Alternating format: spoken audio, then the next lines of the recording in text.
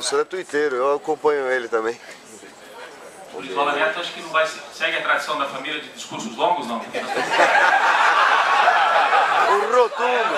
Parece que ele ficou bem conciso, né? Vamos deixar todo mundo tranquilo que a gente vai procurar ser bem objetivo aqui, até porque a gente precisa ouvir. Primeiro, assim, dizer da satisfação de estar aqui nesse encontro. Eu acho que esse, realmente, como já foi falado aqui, é um momento histórico, na presença aí de pessoas que a gente tem tanta admiração, como Paulo Henrique, o Nassif, o Rodrigo Viana, Leandro Fortes, todos esses blogueiros que fazem essa comunidade maravilhosa que está mudando o rumo da informação no nosso país. Eu, mais do que fazer uma pergunta aqui, eu queria fazer esse registro desse movimento especial que esse encontro representa. Eu que cresci com um avô, mas que mais que um avô foi um professor, também além de avô foi um professor, que eu tive a oportunidade de estar lá durante muitos anos, tive assim o privilégio de poder trabalhar do lado dele aos anos, e que ao longo desses anos eu ia vendo assim, eu trabalhava fazendo sua assessoria, trabalhava justamente pegando essa velha mídia, né, e buscando dar informação, levar informação para ele. E eu me lembro que muitas vezes ele viajava e tal, ele ficava querendo que a gente mandasse as notícias para ele.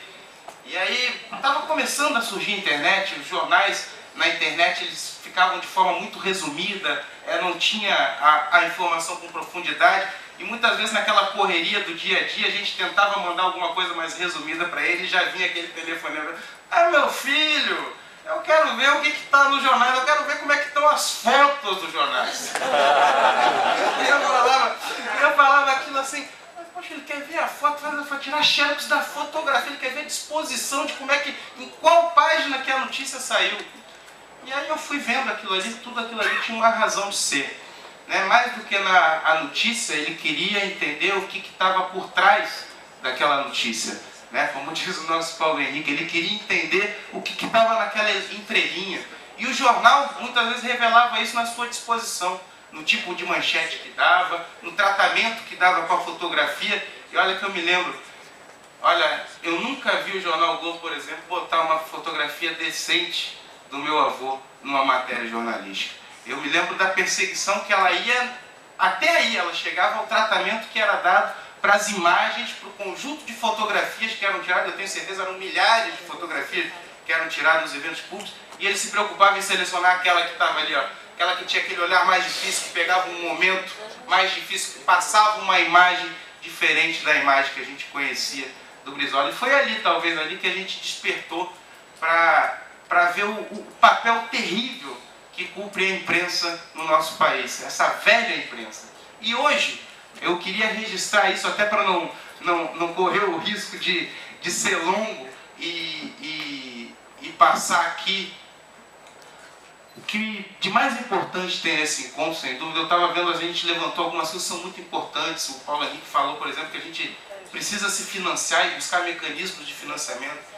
Eu me lembro que o meu avô, toda vez que ele criticava a imprensa, muitas vezes questionavam ele: ah, mas governador, você está querendo algum tipo de censura para a imprensa? E aí eu me lembro de uma frase que ele dizia, que nós tínhamos que libertar a imprensa, a mídia, né, da censura do poder econômico. E eu tenho certeza que essa censura, né, que garante aí os altos investimentos dessas empresas jornalísticas, o que transformou, fazer com que aqui não exista mais informação, mas exista ali uma opinião, a tentativa de se formar discursos, a tentativa de se formar até aquilo que o Chomsky falava de consensos fabricados.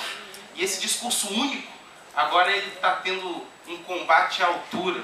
Eu me lembro que muitas vezes o Brizola ficava sozinho, denunciando o poder desse império. Muitas vezes as pessoas diziam: ah, o Brizola está contra a Globo porque a Globo em determinado momento está mostrando o que está acontecendo. Nada disso.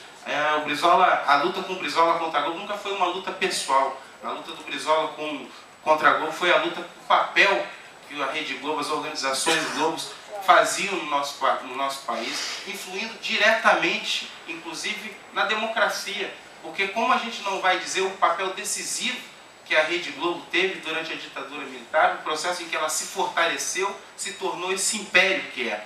Então, para mais uma vez dizer aqui que eu não vou me estender muito, eu acho que esse encontro ele está justamente mostrando que é possível combater o poder econômico, que é possível combater esses impérios da informação que se formaram e que no Brasil eles tinham até então uma força avassaladora. E quando a gente vê gente de tanta qualidade, quando a gente vê jornalistas que a gente tem tanta admiração, que produzem conteúdos, sabe, com tanta credibilidade, mas com tanto cuidado em apurar a informação, em estar transmitindo àqueles que estão acessando ali a sua informação, a sua opinião verdadeira e não a manipulação a que se interessam os financiadores desses veículos, a gente começa a ver esperança de que o processo da informação, de formação da informação no nosso Brasil, está realmente se libertando do poder econômico, da censura do poder econômico. Então, o que eu queria deixar para os nossos grandes blogueiros aqui que estão à frente, sem dúvida nenhuma, desse grande movimento que tem hoje no nosso Brasil, é justamente isso. A gente pode realmente sonhar com essa esperança de que essas nossas trincheiras, elas sejam, na verdade, a libertação da informação, a libertação do acesso à informação no nosso país. Muito obrigado.